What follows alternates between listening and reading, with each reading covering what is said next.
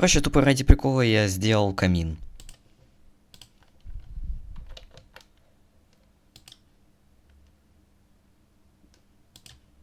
Камин, которого можно включать и выключать.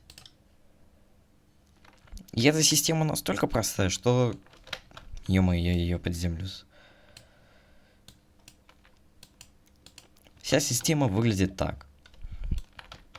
Вот эта хрень, чтобы вы понимали, это является останавливаемый с бесконечной задержкой. Ну, то есть, включаю, вот, меняется, все хорошо. Могу остановить, и все. Здесь у нас находится два кадра камина, которые как раз и делают вот эту картинку. Здесь с помощью гейтов я сделал систему, мол, если